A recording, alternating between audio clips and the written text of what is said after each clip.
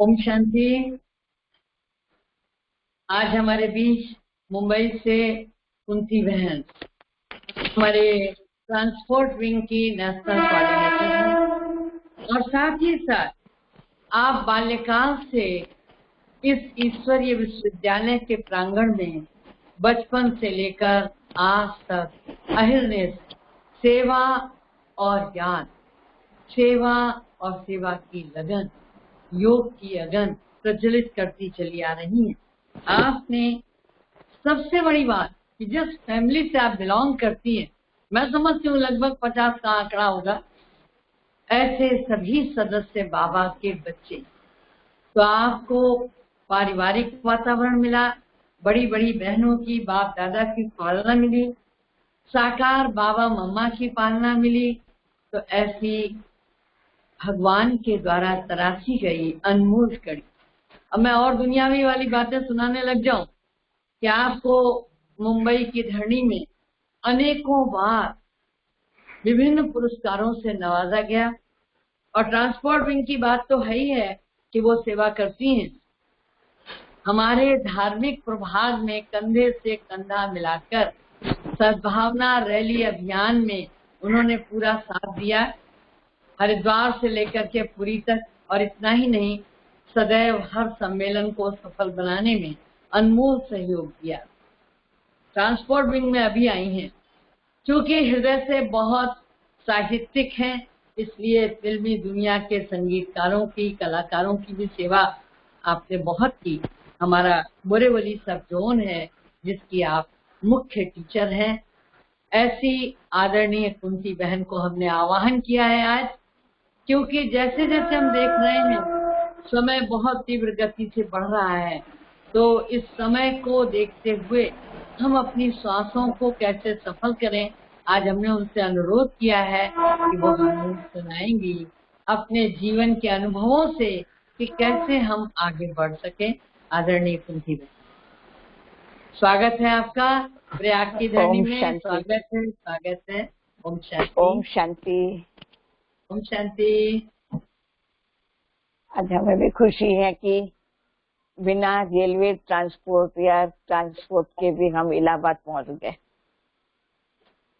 बड़ी खुशी है कि वैसे तो देखो आने और जाने में भी काफी समय लगता है, काफी खर्च होता है, काफी शक्तियां लगती हैं, लेकिन ये लॉकडाउन ने हम सभी को मिलने का एक बहुत अच्छा और सहज रास्ता बता दिया है। कहाँ पर भी हम बैठे बैठे पहुंच सकते हैं, उनसे मिल सकते हैं, ज्ञान की लेन देन को भी हम आपस में कर सकते हैं। तो इसलिए आज विशेष एक बात और भी है कि जुलाई जैसे जून मास हम सभी मम्मा की स्मृतियों में रहते हैं, और आज जुलाई मास बड़ी दीदी की स्मृतियां हम सभी को आने शुरू हो जाती हैं। और बड़ी दीदी ने भी किस प्रकार से आने के साथ ही अपने जीवन के अंदर सफल कर और सफलता को पाया, सारे परिवार को एक साथ किसी की भी परवाह न करते हुए सफलता को पाई है, वो हम सब भी जानते हैं, दादियों की, दीदियों की विशेषताओं को। लेकिन कई बार बाबा भी हम बच्चों को कहते हैं कि बच्चे बाबा के मिले हुए जो भी खजाने हैं, उन खजानों को भी हमें सफल करना है। परंतु सफल करने के साथ साथ बाबा ने जो हमें ब्राह्मण जन्म दिया, तो जन्म देने के साथ ही बाबा ने एक वरदान दिया कि सफलता आपका जन्मसिद्ध अधिकार है। कितना अच्छा ये वरदान है कि सफलता हमारा जन्मसिद्ध अधिकार है। लेकिन वो सफलता हमारा अधिकार कैसे बन सकता है, उसके लिए हमें क्या करना होगा। भगवान तो हमें दे रहा है और उसने आने के साथ वरदान दे दिया, ये भी एक हमारा वर्षा वो हमें दे दिया। लेकिन वो वर्षा पाने के लिए, वो सफलता पाने के लिए मुझे क्या करना होगा। तो एक छोटी सी कहानी जो याद आती है वो आपके आगे रखती हूँ। एक बार, ये चट्टान और वर्षा से संबंधित है, लेकिन एक बार हवा, वर्षा, चट्टान और पृथ्वी, ये चारों आपस में चर्चा कर रहे थे। तो चर्चा करते करते चट्टान ने कहा कि मैं बहुत ताकतवान हूँ, अगर आप तीनों ही मिल जाओ तो भी मैं आपसे ताकतवान हूँ, मुझे कोई कुछ नहीं कर सकता।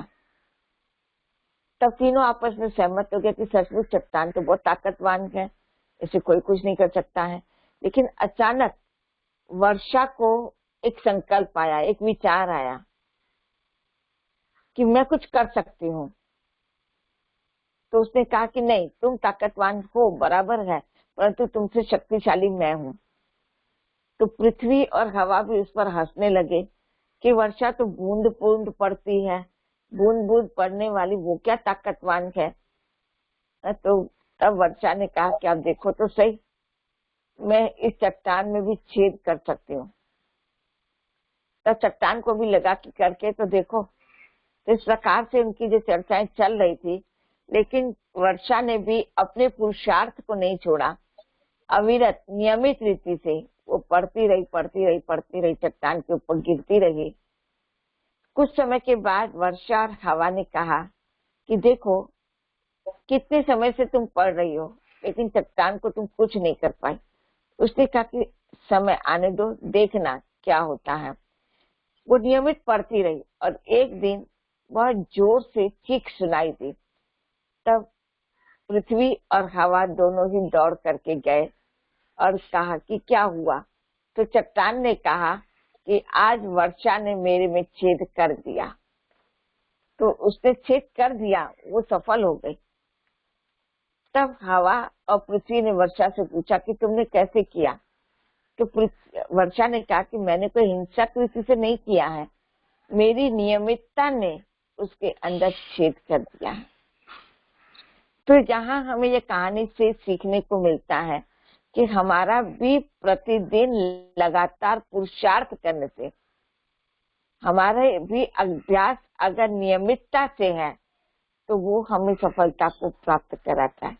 कई बार हम सोचते हैं ना कि हाँ, कुछ 4 घंटे 6 घंटे का योग हम करेंगे और हमारी सफलता को पा लेंगे, लेकिन 4 घंटा 6 घंटा हम योग करके एक ही दिन के अंदर सफलता को नहीं पा सकते। ये हमारी गलती है। हर रोज का पुरुषार्थ, जैसे शरीर को देखो, रोज के भोजन की आवश्यकता है। हम एक ही दिन एक ही साथ 50 वर्षों का खिला दें, 5 दिन का खिला दें, नहीं खिला सकते, उसे रोज की आवश्यकता है। ऐसे आत्मा के अंदर भी वो रूहानी पुरुषार्थ करने के लिए रोज की आवश्यकता है। जब हम नियमित रीति से रोज पुरुषार्थ करते हैं तो हमें जाकर के वह सफलता मिलती है। हमारे प्रतिदिन हमारा अटेंशन रखना वो भी आवश्यक है। जैसे बूंद बूंद से चट्टान के अंदर भी छेद हो गया, वैसे ही हमारे बूंद बूंद के पुरुषार्थ से सफलता पाएंगे। लेकिन कई बार हम देखते हैं कि जैसे हवा और पृथ्वी वर्षा को कहते रहे कि तुम बूंद बूंद से क्या कर सकोगी, ऐसे हमारे जीवन के अंदर भी कई भाई बहने या कोई ऐसे व्यक्ति होते हैं जो कहते हैं कि आपके इतने से पुरुषार्थ से आप क्या कर सकोगी, क्या आप सफलता पा सकोगी। ऐसे कोई सफलता नहीं पाई जा सकती है। तो हम इन सारी बातों को सुन करके एक हीन भावना में आ जाते हैं कि सचमुच हम सफलता नहीं पा सकेंगे। परंतु हम पुरुषार्थ करते रहे, हम उनकी हीन भावना में ना आए। हमारे अंदर वो एक प्रोत्साहित कर रहे हैं। हम ये नहीं सोचे कि हमें हीन भावना में ले जा रहे हैं, लेकिन हम सोचे कि वो हमें प्रोत्साहित कर रहे हैं। उनका प्रोत्साहन हमारा इतना होता है कि आत्मा के अंदर एक होश और जोश आता है, और वो होश और जोश जिसे हम जुनून कहते हैं, उस जुनून के आधार से हम पुरुषार्थ करते हैं। हम उस समय ये तो सोचें कि हमें भगवान का वरदान मिला हुआ है कि सफलता आपका जन्मसिद्ध अधिकार है। तो जब भगवान की ओर से सफलता हमारा जन्म से अधिकार है, ये वरदान है, तो हम किसी की भी परवाह क्यों करें। हमें सिर्फ अपने अंदर अटेंशन रखने की आवश्यकता है। हम सिर्फ अटेंशन रखें कि मुझे क्या करना है। हमारे संकल्प पर, हमारे श्वास पर, हमारे समय पर हमारा अटेंशन हो। और जब हमारा अटेंशन होता है तो आप देखेंगे कि वो व्यर्थ जो हमारे मन के अंदर चल रहा होता है वो व्यर्थ अपने आप समाप्त होता है। समय के अनुसार हम सभी अभी लॉकडाउन में हैं। लॉकडाउन बाहर की दुनिया का है, या ये कहें कि माया को लॉकडाउन है। हमारा मन जो है वो तो अनलॉक है। हमारे मन को कोई लॉक नहीं कर सकता है। सिर्फ हमारे ही नेगेटिव विचार या हमारी ही अपनी कमियां वो उन्हें लॉक लगा सकती हैं। बाकी हम सभी तो अनलॉक हैं। हमारे मन के द्वारा हम परम धाम तक जा सकते हैं, हम सूक्ष्म लोक तक जा सकते हैं, बाबा के साथ सैर करने जा सकते हैं, बैठे बैठे स्वर्ग पहुंच सकते हैं, बैठे बैठे मधुबन पहुंच सकते हैं। तो मन को लॉक कहाँ है? तो मन तो हमारा अनलॉक है। तो जो हमारा मन अनलॉक है तो क्यों नहीं हम मन के संकल्पों को, मन से समय को सफल करने के लिए हम चले जाएं परम धाम, कभी सूक्ष्म वतन, बाप दादा के सामने छत्र छाया में हम स्वयं को विराजमान करें कि हम बाबा के सामने बैठे हुए हैं। तो मैं आत्मा बाबा के सामने विराजमान हूँ। और बाबा हमें यह भी कहते हैं कि बच्चे अपने जीवन में जो कुछ भी है वो सफल करो। तो सफल करने में सबसे पहले हमारे पास जैसे समय आता है। तो जब हमारे समय को हम सफल करते हैं तो इसका मुझे फायदा क्या? कई बार कहते हैं मैं समय को बाबा की सेवा में, बाबा के कार्य में, योग में, ज्ञान में, हर बातों में मैं मेरे समय को लगा दूं, लेकिन मुझे उस समय का फायदा क्या होगा? तो जब हम समय को सफल करते हैं तो बाबा ने बहुत अच्छी बात बताई हुई है कि 2500 वर्ष पूर्व, 2500 वर्ष पूर्ण माना पूरा आधा कल्प आप पूरा राज्य प्राप्त करते हो। तो 2500 वर्ष तक के समय तक हम हमारे राज्य भाग्य को प्राप्त करते हैं। यहाँ हम समय सफल करते हैं, वो हमें पूरा समय मिलता है। दूसरी बात है कि बाबा जैसे हमें सारे खजाने कहते हैं, तो समय के साथ साथ हमें श्वास का भी बाबा ने कहा कि बच्चे श्वास भी सफल करो। तो श्वास भी सफल करो माना एक एक श्वास हमारा बाबा की यादों में, सत्कर्मों में, श्रेष्ठ विचारों में हम कितना लगाते हैं। तो जितने श्वास हम यहाँ पर श्रेष्ठ विचारों में, श्रेष्ठ संग में, श्रेष्ठ बाप की याद में लगाते हैं, तो उतना आप देखेंगे कि भविष्य के अंदर कभी भी हमारा चलते चलते श्वास रुकेगा नहीं, अर्थात कभी हार्ट फेल नहीं होगा। देखो कितनी अच्छी बात बाबा ने बताई हुई है कि बच्चे यहाँ श्वास सफल करते हो तो वहां आप सदा निरोगी रहोगे, आप सदा स्वस्थ रहोगे, आपका श्वास कभी नहीं रुकेगा। तो ये भी वरदान है। तो क्यों नहीं मैं अपने इन श्वासों को भी परमात्मा के कार्य में, कोई भी मेरा श्वास वो व्यर्थ न जाए, कोई भी श्वास मेरा साधारण न हो। देखो लोगों को जब श्वास नहीं ले सकते हैं तो ऑक्सीजन चढ़ाना पड़ता है, आईसीयू में रखना पड़ता है। लेकिन भगवान के आधार से हम अगर देखें तो हमें रोज ऑक्सीजन तो मिल ही रहा है। बाबा की मुरली, भगवान का ये खजाना वो कोई कम नहीं है, वो हमें मिल ही रहा है। तो ऑक्सीजन मिल रहा है। दूसरा है कि आईसीयू, तो आईसीयू को हम दूसरे शब्दों में मैं आपको बताना चाहूंगी। आई माना मैं, सी माना देख रहा है। तो भगवान की नजर मेरे पर है। भगवान कह रहा है आईसीयू, मैं बच्चों तुम्हें देख रहा हूँ। बहुत अच्छी लाइन है कि मैं तुम्हें देख रहा हूँ। ये किसने कहा?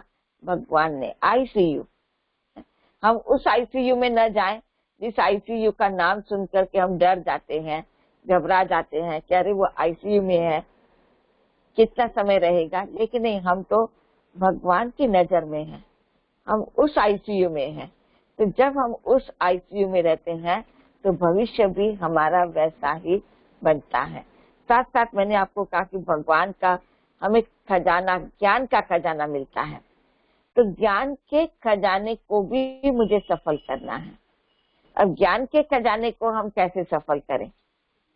ज्ञान माना समझ। देखो बहुत अच्छी बात है, ज्ञान माना है समझ। तो भगवान के ज्ञान के द्वारा हम समझदार बनते हैं, और समझदार बन करके जब हम जितनी आत्माओं को ज्ञान का दान देते हैं, न सिर्फ ज्ञान का दान देते हैं, लेकिन उस ज्ञान का अपने जीवन के अंदर मनन चिंतन भी करते हैं, तो बहुत अच्छा फायदा ये होता कि आधा कल्प के लिए, सतयुग और त्रेता युग में, दोनों ही युगों में हमें कभी वजीरों की राय लेनी नहीं पड़ती है। यहाँ छोटी छोटी बात में किसी की समझ माना राय लेनी पड़ती है, पूछना पड़ता है, लेकिन भगवान हमें इतना समझदार बना देता और हम उस ज्ञान को सही रीति से सफल करते हैं, तो हम ऐसे समझदार बन जाते जो वजीरों से राय लेने की हमें कभी आवश्यकता नहीं पड़ती है। दूसरी बात फिर यह भी आती है कि भगवान के द्वारा हमें शक्तियां मिलती हैं, और वो शक्तियां हमें इसलिए मिलती हैं कि हमारी अवस्था अचल और अडोल ऐसी बनाए।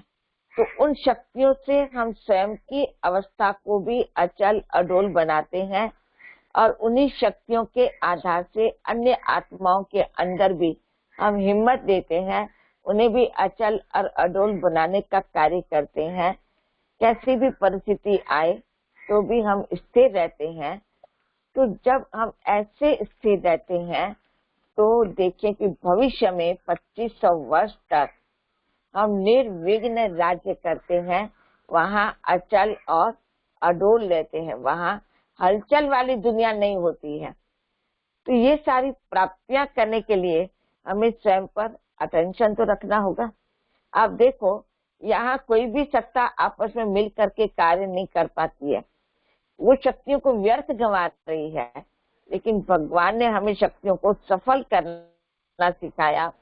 तो जब हम शक्तियों को सफल करते हैं तो हम धर्म सत्ता और राज्य सत्ता, वहां पर दोनों ही एक साथ कार्य करती हैं। तो ये शक्तियों के आधार से ही दोनों सत्ताएं कार्य को कर पाती हैं। फिर और बाबा हमें कहता कि आपके पास खजाना ईश्वर के द्वारा दिया हुआ गुणों का खजाना है, तो गुणों को हम व्यर्थ न गंवा दें, गुणों को अवगुणों में परिवर्तित ना कर दें, लेकिन अवगुणों के बजाय हम स्वयं को गुणवान बनाए, क्योंकि गुण वह ईश्वर की देन है, अवगुण वो रावण की देन है। तो रावण की देन का हम सभी ने अनुभव किया है, अब है ईश्वर की देन का अनुभव करना। और ईश्वर की देन का भी अनुभव आप हम सभी ने जब से लेकर के ज्ञान में आए हैं तब से लेकर के करते आए हैं कि परमात्मा प्यार हम कितना प्राप्त करते आए हैं, और उस आधार से मुझे अपने जीवन के अंदर कितना लाभ हुआ वो भी आप स्वयं कर रहे हैं। तो क्यों नहीं हम अपने जीवन के साथ साथ औरों के जीवन के अंदर भी गुणों का निखार आए, उनके अंदर भी वे गुणों की धारणा हो जाए। तो उसके लिए भी मुझे कुछ करना होगा, मुझे भी उनको गुणों का दान देना होगा। जैसे नहीं कई बार कहते हैं कि आजकल के समय के अनुसार लोग टेंशन में हैं, चेहरे पर खुशी जरा भी नजर नहीं आती है, इतने देखो तो जब देखो तब देखो तो मायूस मायूस मायूस। लेकिन गुलजार दादी की बात या मुझे याद आती कि दादी ने कहा कि देखो, मैं एक बार एयरपोर्ट, दादी की बात सुना रहे, उन्होंने कहा कि मैं एयरपोर्ट पर बैठी थी, मैं दूर से देख रही थी कितने लोग उदास उदास निराश, और एक व्यक्ति तो ऐसा निराश और इतना टेंशन में लग रहा था, जरा भी चेहरे पर कोई खुशी कुछ नहीं, इतना गम में डूबा हुआ था। लेकिन मेरे चेहरे पर मुस्कान थी, तो वो जो ही मेरे थोड़ा नजदीक पहुंचा तो वो भी मुस्कुरा दिया। तो ये खुशी का दान, ये गुण है। तो दादी ने और कुछ नहीं किया, लेकिन अपने चेहरे पर एक खुशी उसको लाया। जब दादी ने अपने चेहरे पर खुशी लाई तो सामने वाला भी मुस्कुरा दिया। तो दादी ने बताया कि देखो, एक क्षण के लिए, भले हम कहते हैं उसको एक सेकंड ही तो मिला ना, ठीक है, अगर एक सेकंड भी मेरे खुशी के चेहरे के द्वारा किसी को खुशी मिलती है तो मैंने खुशी के गुण का दान तो किया। वो एक सेकंड तो उस टेंशन से अपने आप से दूर हुआ, उससे वो अपने आप को मुक्त तो कर पाया। तो हम इस प्रकार से भी गुणों का दान तो कर सकते हैं ना। तो जितना हम यहाँ पर गुणों का दान करते हैं, तो वो गुणों का दान करने से आज तक आप और हम सभी जानते हैं कि मंदिरों में जड़ मूर्तियां इष्ट देव और देवी के रूप में आपको सर्वगुण संपन्न 16 कला संपूर्ण की रीति से भक्त लोग गायक और पूजन करते हैं। तो उसका आधार ये बना कि जब हमने अपने गुणों का दान दिया, अगर हम गुणों का दान न देते तो कौन हमें गुण मुहूर्त की रीति से आज तक पूजता रहता, कौन हमारी मूर्तियों की तरफ आगे जाता। तो हमने किया तो हुआ, तो क्यों नहीं हम संगम युग पर गुणों के खजानों का भी दान करें।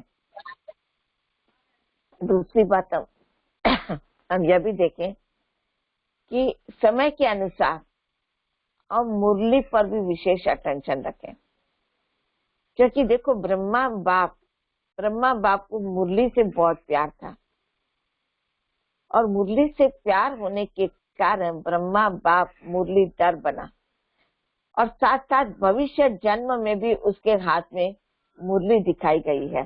तो ऐसे ही हमें भी मुरली से प्यार रख करके मुरलीधर बनना है, ब्रह्मा बाप समान बनना है, तब हमारे हाथ में भी भविष्य में वह मुरली होगी। और एक बात आती है, चाहे हम जो भी कर्म करें, जीवन है, जीवन के अंदर कर्म तो करने ही है। बाबा भी नहीं कहता कि बच्चे कर्म संन्यास करो, बुराइयों का संन्यास कहा, लेकिन कर्म का संन्यास तो कहा ही नहीं है। तो हर कर्म करते हुए भी, चाहे बोलने का हो चाहे कोई भी हो, तो बोलने से पहले, सोचने से पहले हम चेक करें कि क्या यह बोल, क्या यह सोच ब्रह्मा बाप के समान है। क्योंकि मुझे संकल्पों को भी सफल करना है, सिर्फ गुणों को शक्तियों को नहीं, लेकिन मेरे हर कर्म को मुझे सफल करना है, मेरे बोल को मुझे सफल करना है, मेरे संकल्प को सफल करना है। तो मुझे ये चेक करना है कि क्या ये ब्रह्मा बाप समान है। तो हमें एक पुरुषार्थ करना होगा, हमें स्वयं को सम्मान की सीट पर बिठाना होगा, यानी सम्मान की स्मृति को हमें रखना होगा। क्योंकि जितना हम सम्मान की स्मृति को रखते हैं उतना हमारे अंदर समर्थी आती है, मतलब शक्ति आती है। और जब हमारे पास वो शक्ति आती है, दृढ़ता आती है, निश्चय भी अगर हमारा है, तो आप देखेंगे कैसा भी अपोजिशन हो, कैसी भी परिस्थिति हो, हम अपनी पोजीशन की सीट पर सेट हैं तो अचल और अटल रहते हैं। अब देखो, कोई भी व्यक्ति किसी का मानता कब है? आप रास्ते चलते आपको कोई कुछ कह दे तो आप उनका मानोगे नहीं, लेकिन रास्ते पर जो व्यक्ति चल रहा था, आपको रास्ते पर उस व्यक्ति ने कहा, आपने नहीं माना, लेकिन वही व्यक्ति जज की सीट पर बैठा और वहां से वो आपको कह रहा है तो आप उसकी बात को मान रहे हो। जैसे नगर पालिका है, नगर पालिका का उच्च आयुक्त जो होता है, वो आपको रास्ते में मिला तो आप समझते कि साधारण व्यक्ति है, लेकिन जब वो सीट पर बैठा हुआ है तो आप कहते ये तो आयुक्त है, हमें उसका तो मानना ही होगा। तो देखो, सीट पर जब बैठते हैं ना तो हम उनका कहना मानते हैं। ऐसे ही जब हम भी हमारे सम्मान की सीट पर बैठते हैं तो ये परिस्थितियां भी हमारा मानती हैं, वो भी अपोजिशन पोजीशन में बदल जाता है, परिस्थिति भी हमारी स्थिति में बदल जाती है। तो यहाँ हमें इन बात को भी सफल करना है, सम्मान की सीट पर हमें सेट रह करके परिस्थितियों को, अपोजिशन को हमें पोजीशन में परिवर्तन करना है। अभी जानते हैं कि हमारी दादियां या ब्रह्मा बाप देखें, मम्मा को देखें, तो उन्होंने भी जब स्टार्टिंग के समय उस समान में रहते थे, और उस समान की सीट पर होने की वजह से विकारों पर इतना जल्दी और विजय प्राप्त कर सके। कितने अपोजिशन हुए, कितने विघ्न आए, कितनी परिस्थितियां आई, कोर्ट में भी हम सब कहानियों को जानते हैं। लेकिन उस सम्मान में रहने के कारण हम खुदा के बंदे हैं। कितना अच्छा था, हम खुदा के बंदे हैं, हम भगवान के बच्चे हैं। ये स्मृति ने उनको कितना नशा, कितना निश्चय था, वो कितनी उनके अंदर दृढ़ता थी। तो अपोजिशन को पोजीशन में ला दिया, परिस्थिति को भी उन्होंने बदल करके रख दिया। तो बस हमें भी हमारे संकल्पों को चेक करने की आवश्यकता है, संकल्पों को सफल करने की आवश्यकता है। संकल्प को सफल करने के लिए हम अपने सम्मान में स्वयं को स्थित करना सीख जाएं, तो हम अचल और अडोल रह सकते हैं। वर्तमान परिस्थिति ने हमें देखो फेस करना तो सिखा दिया। आप देखो लॉकडाउन लॉकडाउन लॉकडाउन है, ऐसा है ऐसा है, तभी कैसे फेस करें? तो देखो दुनिया की रीति से तो हमें फेस करना सिखा दिया। मास्क पहनो, हाथ धुलाई करो, दूरी बना करके रखो, सिखा दिया। क्या हम भी इस प्रकार से जीवन के अंदर हर रोज की दिनचर्या को सफल बनाने के लिए इस बात को अपनाते हैं? जैसे दुनिया में कहते हैं मास्क पहनना, तो हमारे भी भगवान ने जब से हम ब्राह्मण बने तब से मास्क दिया है, लेकिन हम पहनते नहीं है। आप कहेंगे कहाँ मास्क दिया? ये कपड़े के मास्क की आवश्यकता नहीं है। भगवान ने हमें अंतर्मुक्ता का मास्क दिया। अंतर्मुक्ता के मास्क को हम पहने तो देखो हमारा संकल्प और हमारा समय और हमारी आंतरिक एनर्जी, जो ऊर्जा है, उसकी हम बचत कर सकते हैं। और वहां जब बचत होगी तो हम उसको हम ईश्वरीय सेवा में लगा सकते हैं, मतलब सफल कर सकते हैं। हम व्यर्थ गंवा देते हैं तो वो हमारी व्यर्थ चली जाती और सफल नहीं हो पाती, और सफल नहीं है तो सफलता भी नहीं है। तो मास्क हमें पहनना है अपने जीवन के अंदर अंतर्मुक्ता का। दूसरा कहा कि बार बार हाथ धुलाई करते रहो।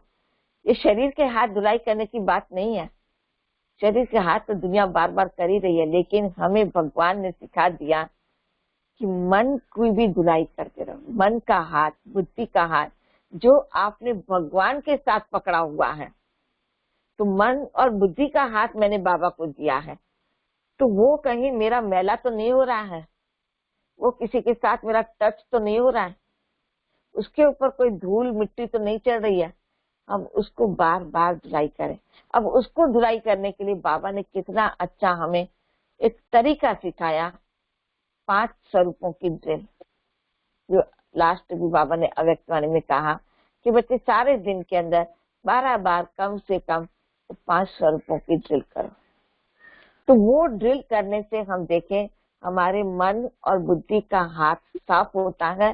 तो जहाँ मन और बुद्धि मेरी साफ हो गई, मन और बुद्धि मेरी स्वच्छ हो गई, तो वापस वो ईश्वरीय सेवा में हम सफल कर सकेंगे।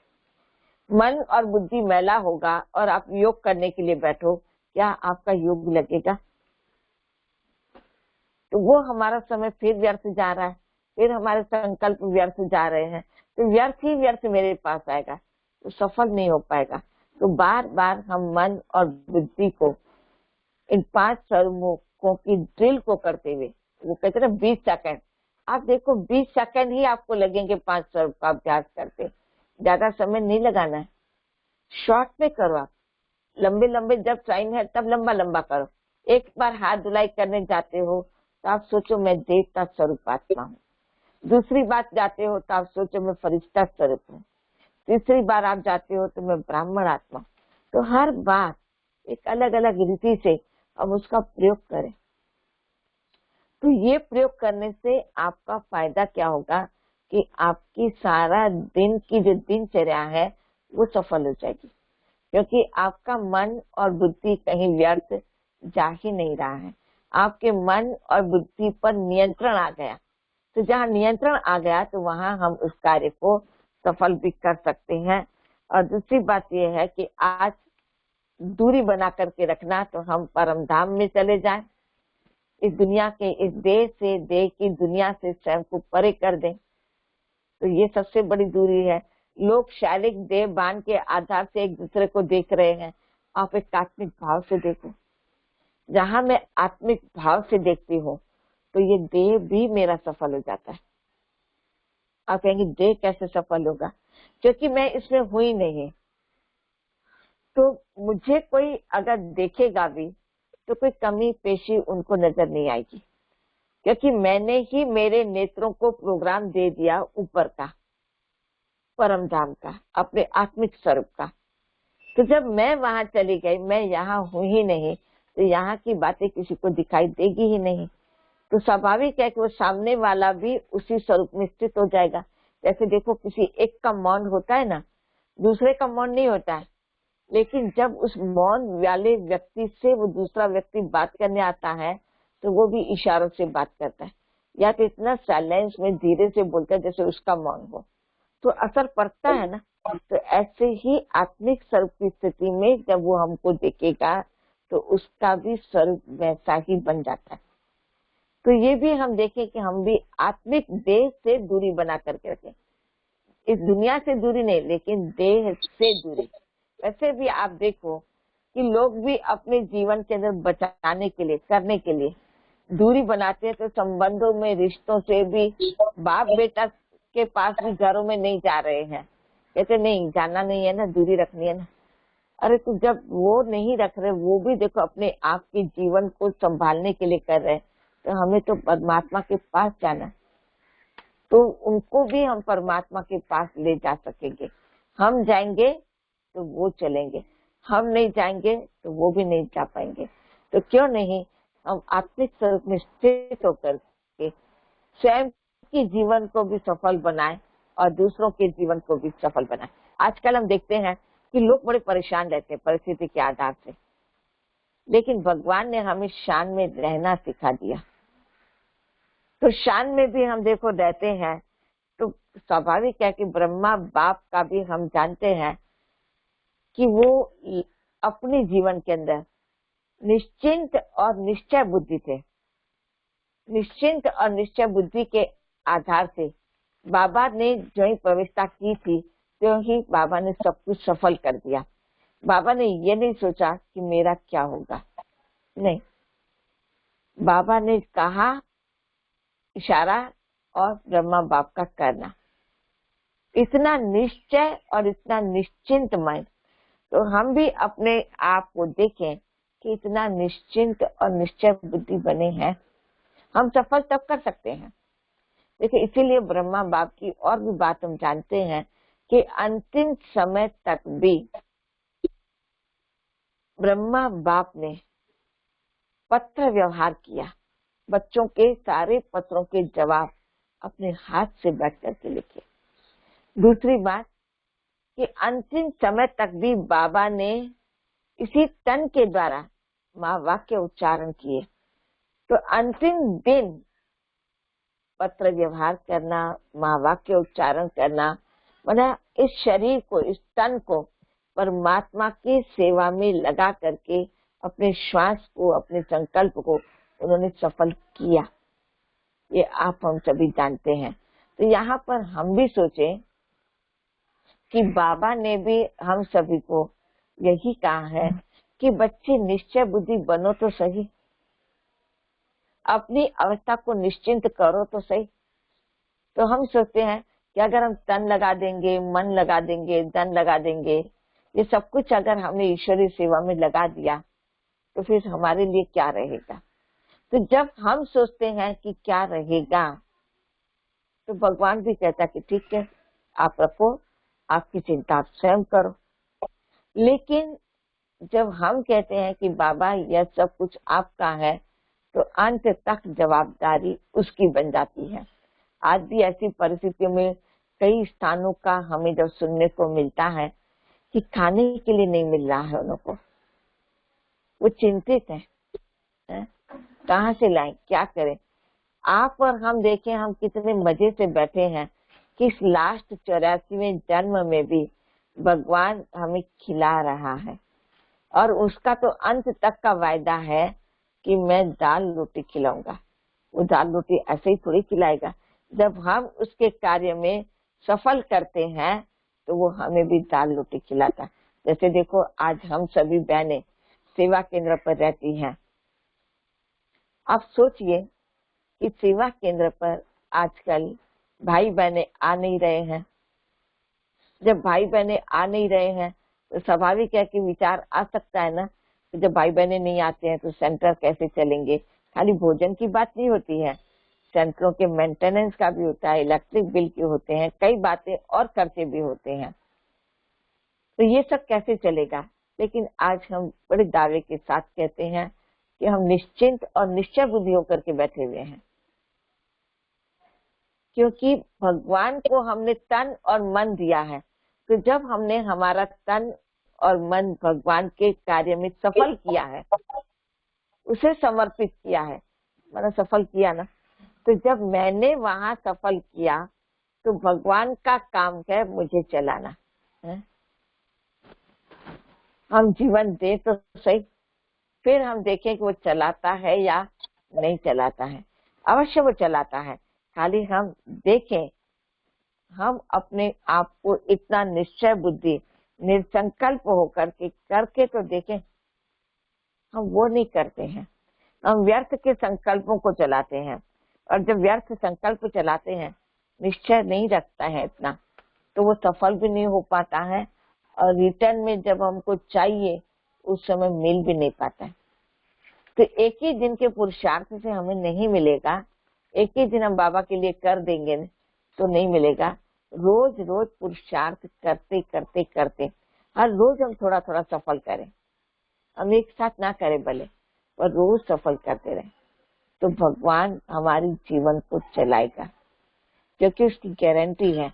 और हमें भी निश्चय हो कि चलाने वाला चला रहा है। तो आप देखेंगे कि हमारे मन के अंदर जो व्यर्थ है, वो व्यर्थ हमें ये पुरुषार्थ करने नहीं देता। और व्यर्थ को साथ रख करके करते हैं तो हमें मेहनत भी लगती है। रात के अंधेरे को दूर करने के लिए अगर हम सभी मेहनत करें, कितनी भी लालटेन जला दें, मोमबत्तियां जला दें, दिए जला दें, लेकिन रात का अंधेरा दूर नहीं हो पाता है। लेकिन सूर्य के उदय होने के साथ ही वो रात का अंधकार स्वतः दूर हो जाता है। तो हमारे भी श्रेष्ठ संकल्प, हमारा भी एक निश्चय, हमारी भी निश्चिंत अवस्था, हमारा भी प्रभु प्रेम में लगन जितनी होती है, उतना हमारे जीवन के अंदर भी जो व्यर्थ है वो समाप्त हो जाता है। हम समर्थ बने, हम समर्थ विचारों को करें, हम श्रेष्ठ विचारों को करें, हम सकारात्मक विचारों को करें, तो आप देखेंगे कि हमारा स्वतः ही व्यर्थ समाप्त हो जाएगा। कभी कभी हम देखते हैं कि भाई बहन भी कहते हैं कि क्या करें, हमने सोचा कि हम वेस्ट नहीं बोले, लेकिन मैंने व्यर्थ बोल दिया, मैंने व्यर्थ सोच लिया, मैंने व्यर्थ कर लिया। इसका माना क्या हुआ कि मेरा खुद पर ही खुद का अटेंशन वो नहीं था, इसलिए मेरे साथ ऐसा हुआ। तो आवश्यकता किसकी है? समर्थ, श्रेष्ठ और सकारात्मक विचारों को करना। उन विचारों को हम करें तो अपने आप जो व्यर्थ का अंधकार है, तो व्यर्थ का अंधकार दूर हो जाएगा। आज आप हम सभी जानते हैं, किसी का व्यर्थ संकल्प का है, तो किसी का बोल में है, किसी का संबंध संपर्क में है। अब उसे हमें स्टॉप करना है। हम सोचते हैं कि हम स्टॉप भी करते हैं, परंतु इसमें एक मुझे गेम याद आती है कि जो बचपन में आप हम सभी खेलते होंगे। देखो एक गेम खेलते थे कि गोल राउंड बनाते थे और गोल राउंड बना करके दौड़ते, दौड़ो दौड़ो दौड़ो दौड़ो करते थे और अचानक डायरेक्शन मिलता था स्टॉप, तो हम सभी स्टॉप हो जाते थे। और स्टॉप तो क्या, कैसा स्टॉप होते थे कि हर एक अपनी अपनी उस पोजीशन में खड़ा हो जाता कि चाहे कोई हमें कितना भी हिलाए, चाहे वो हमें कितना भी हंसाए, आउट करने के लिए भी आउट हो गया, उसके लिए कितने सामने प्रयत्न किए हैं कि आउट हो जाए, लेकिन हम इतने स्टेडियम खड़े होते हैं कि हम हिलते नहीं, माना स्टॉप, माना बिल्कुल हम स्थैर्य हो गए। आप सबको वो गेम याद आ रहा होगा कि कैसे हम स्थैर्य हो जाते हैं, हम हिलते नहीं हैं। तो क्या हमारे मन के अंदर इस गेम को हम खेल सकते हैं? हम मन को कहें स्टॉप तो वो स्टॉप हो जाए, उसके अंदर कोई विचार ना आए। अब गेम की तरह से करो। आप सोचते अरे ये मन को बोलते स्टॉप हो जाता, वो तो होता ही नहीं है। लेकिन ये आप ये गेम करो कि माया मुझे कितना भी हिलाने आए, माया मेरे मन के अंदर कितने भी व्यर्थ करने के लिए आए, परंतु मैं मन से हिल नहीं सकती।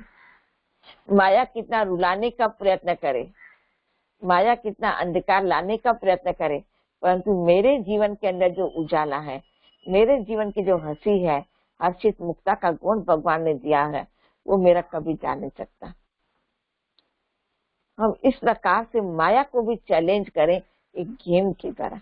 हम अपने आप खुद को ही कहें स्टॉप, और स्टॉप हो जाए। देखो गाड़ी चलाने वाले को रास्ते में चलते चलते कई बार ब्रेक लगाना पड़ता है, लेकिन वो ब्रेक लगाए और गाड़ी धीरे धीरे जाकर के बाद में खड़ी हो, तब तक कोई बीच में व्यक्ति आया और एक्सीडेंट हो गया तो उसे ब्रेक लगाना नहीं कहा जाता। ऐसे समय पर वो पावरफुल ब्रेक लगाता है और वो पावरफुल ब्रेक लगा करके एक्सीडेंट होते होते बचा देता है। तो यहाँ पर भी आवश्यकता है हमें पावरफुल ब्रेक लगाने की। मन और बुद्धि पर, संकल्पों पर, हमारे विचारों पर फुल अटेंशन रख करके हम एक पावरफुल ब्रेक लगाएं। और जब हम वो पावरफुल ब्रेक लगाएंगे तो व्यर्थ तो क्या, परंतु हमारे मन के अंदर साधारण संकल्प वह भी उत्पन्न नहीं हो सकते हैं। क्योंकि स्टॉप कर दिया तो स्वाभाविक है कि हमारे मन के अंदर श्रेष्ठ संकल्प ही उठेंगे।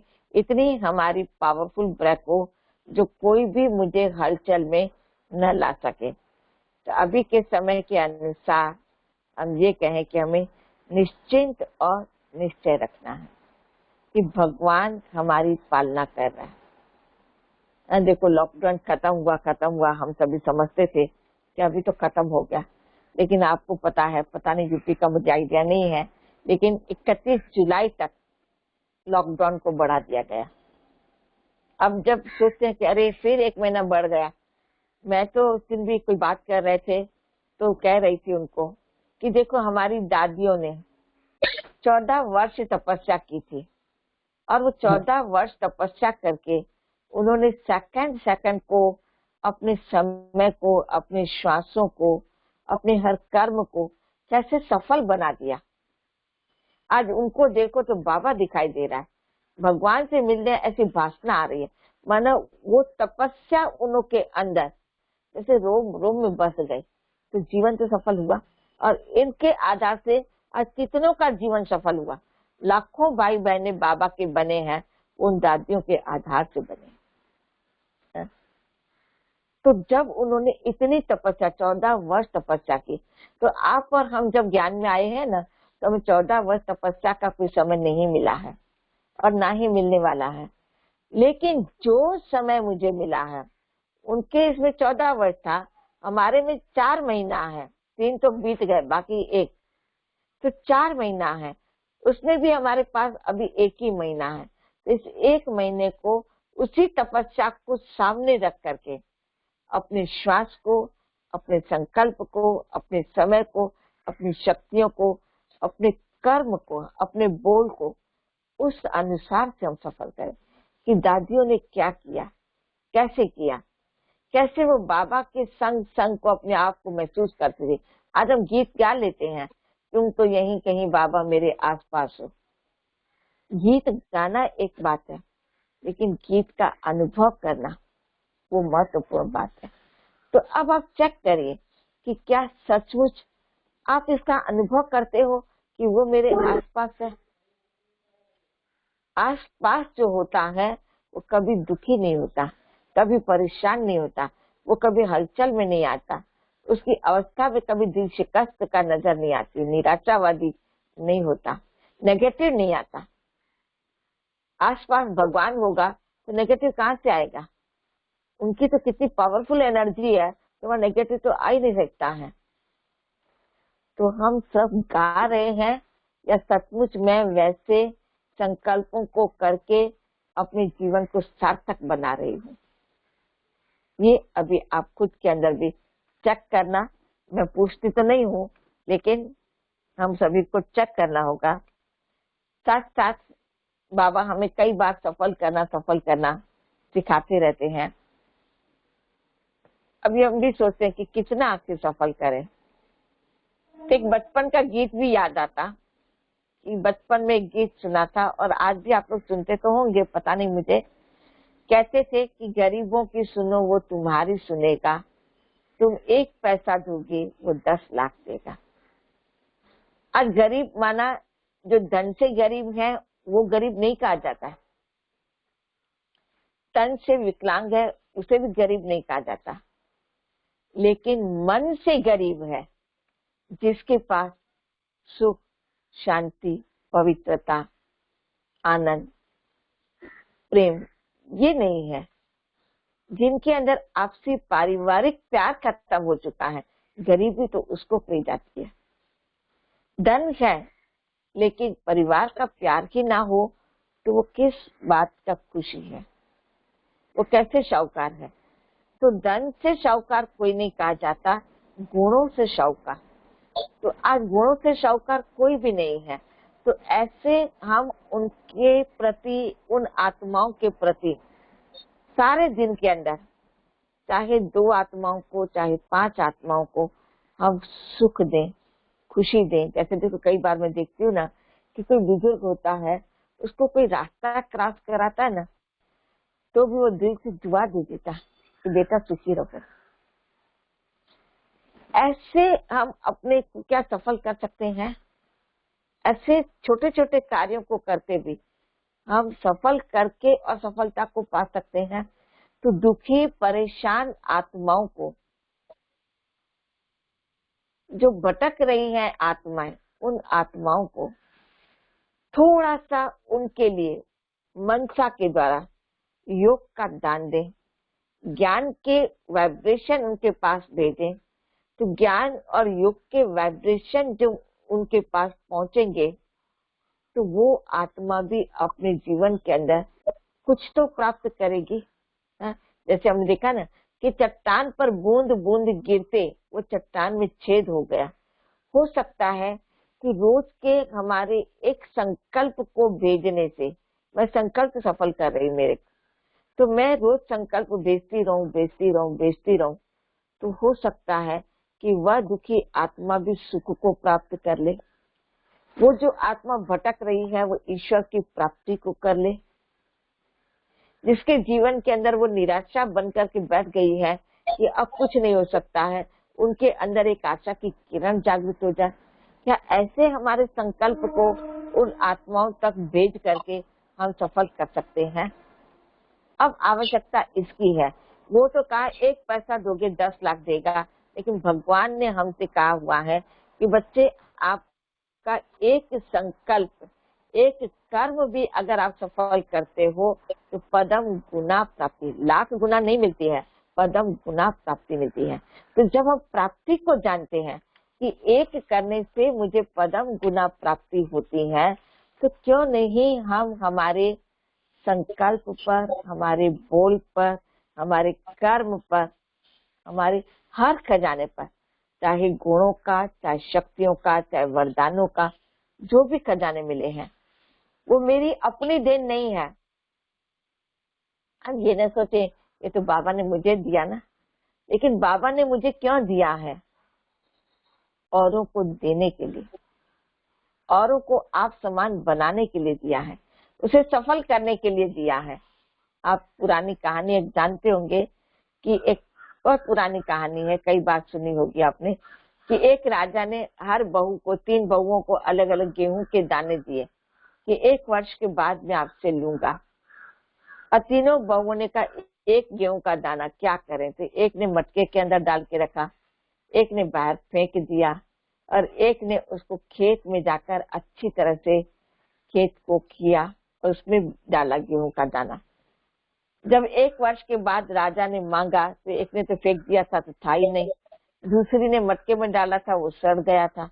लेकिन तीसरे ने जो खेत में डाला था, उसने एक गेहूं के आधार से अनेक गेहूं के दानों को जन्म दिया।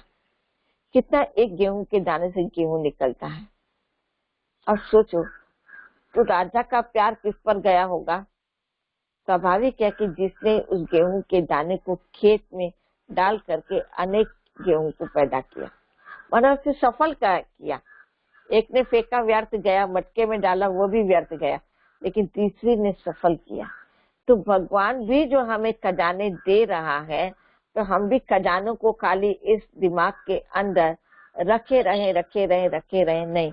और जब जब याद करें कि बाबा ने मुझे कहा था कि बच्चे तुम तो भाग्यवान हो, बस उस समय मेरे अंदर खुशी आई, फिर सारा दिन याद ही नहीं रहता।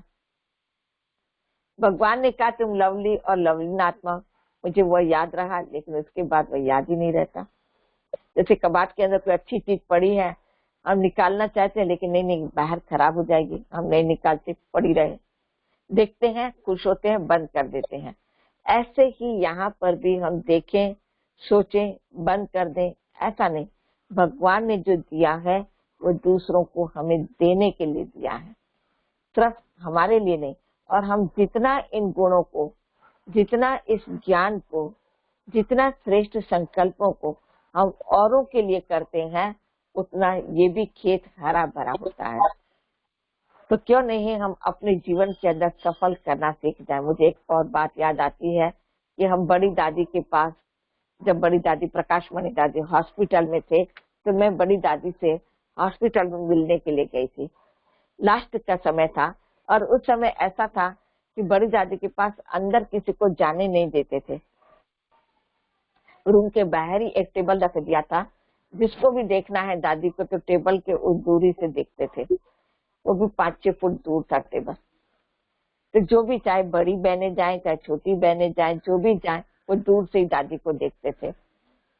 मैं जब गई, एक मेरा भाग्य है ये कहें कि दादी ने मुझे हाथ से इशारा किया।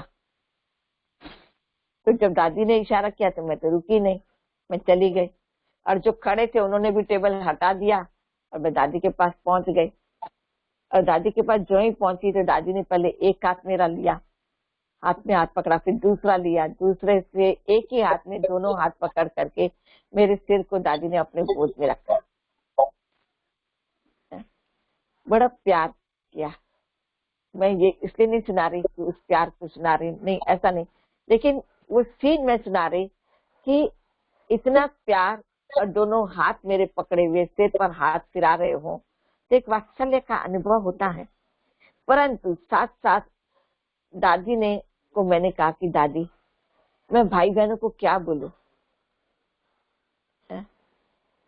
तब दादी ने कहा, सफल सफल सफल, माना तन मन धन हर एक चीज को मुझे सफल करना है।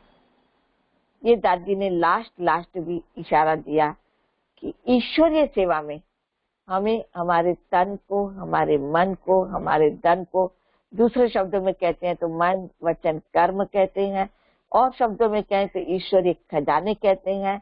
जो ये सारी हम कहते भी हैं, ये सब बाबा ने दिया है। तो जब दिया बाबा ने है तो मुझे लगाना भी बाबा की सेवा में है। तो जब उसके दिए हुए को उसकी सेवा में हम लगाते हैं, तो माना हम अपनी जीवन भी सफल बनाते हैं और अनेकों की जीवन को भी सफल बनाते हैं। तो सफलता जो हमारा जन्म सिद्ध अधिकार है, वो सफल करने से सफलता को पाते हैं। ऐसे नहीं कि अंदर अपने पास रखे रहने से हम सफलता पाएंगे, नहीं। कपड़ा भी आप रखे रहो कबाड़ में, कुछ वर्षों के पास आप देखो तो वहां पर जहाँ निशान है वहां से वो सड़ने लगता है, फटने लगता है, या पड़े पड़े कबाड़ में भी वो मैला होने लगता है। तो यहाँ पर भी हमारे ज्ञान, गुण, शक्तियां जो खजाने हैं, हम उनको मैला होने ना दें, हम उनको वैसे के वैसे हरा भरा बने रहने दें। वैसे ही हमारे जीवन के अंदर अनेक प्रकार की सफलताओं को प्राप्त करने के लिए हम बांटे, तो बांटते बांटते हमारा बढ़ता है, कभी भी हमारा कम नहीं न हुआ है और न होगा। इस बात का हम निश्चय रखें तो निश्चित ही हमारा जीवन सफल है और सफल होगा, और सफलता प्राप्त करते रहेंगे। तो आज आप सभी से मिल करके हमें बहुत खुशी हुई कि बहुत समय के बाद इलाहाबाद जैसे प्रयागराज कहते हैं, जो है ही गंगा जमुना नदी के किनारे पर बसने वाला, नदी बहती भली होती है, तो आप तो बहती भली के पास है। हमारी मनोरमा दीदी भी कोई कम दीदी नहीं है, वही भी तो गंगा दीदी है एक प्रकार से, और कई आत्माओं को वो पावन बना रही है। तो हमें भी बड़ी खुशी हुई थी कि जब मनोरमा बहन ने हमें निमंत्रण दिया, बड़े स्नेह के साथ उन्होंने हमें निमंत्रण दिया, तो स्नेह के निमंत्रण को स्वीकार कर हम आप सभी के सामने रहे। तो मनोरमा बहन का भी बहुत बहुत थैंक्स, और आप सभी भाई बहनों का भी बहुत बहुत थैंक्स, जो आप सभी ने भी हमें मिलने का एक अवसर दिया। हम वैसे भी आजकल कहते हैं ना कि घर नजदीक मंदिरों में नहीं जा सकते हैं, घर बैठे मंदिरों का टीवी के द्वारा दर्शन करते, वहीं वो मंदिरों को टीवी में खोलते हैं, ऑनलाइन खोलते हैं और दर्शन कर रहे हैं। ऐसे आप सभी को भी हमने ऑनलाइन मंदिर को खोला है और आप सभी का दर्शन हम कर रहे हैं। आप सभी को बहुत बहुत दिल से धन्यवाद। मलाड के भाई बहनों की ओर से भी दीदी आपको बहुत बहुत धन्यवाद। ओम शांति। प्रयाग की ओर से आप सबका बहुत बहुत शुक्रिया। मैंने ये बात सबको नहीं बताई कि दीदी को बहुत कष्ट हो गया था और उस कष्ट को उन्होंने निवारण करके विघ्न विनाशक बन करके हम सबकी क्लास कराई है। ये कांटे से सूली से काटा किया और आज हमारे सामने हैं। उनके स्वास्थ्य के लिए सदैव हार्दिक हार्दिक अनंत शुभकामनाएं। आप स्वस्थ रहें और ऐसे ही सबका उद्धार करती रहें। प्रयाग की ओर से, पूरी फुलवारी की ओर से धन्यवाद। आपकी शुभकामनाओं के लिए भी बहुत बहुत थैंक्स। और हमेशा हम जब से बचपन से आपस में साथी बने हैं, तब से आपकी हमारी प्रति शुभकामनाएं रही हैं और शुभकामनाएं रहेंगी भी, मैं रही हैं और आगे भी रहेंगी, ये भी मैं सोचती हूँ, जानती भी हूँ। और हम आपस में इसी प्रकार से एक दूसरे के साथ स्नेह और प्यार से इसी संगम युग पर चलते रहेंगे। फिर से एक बार धन्यवाद। ओम शांति। शांति।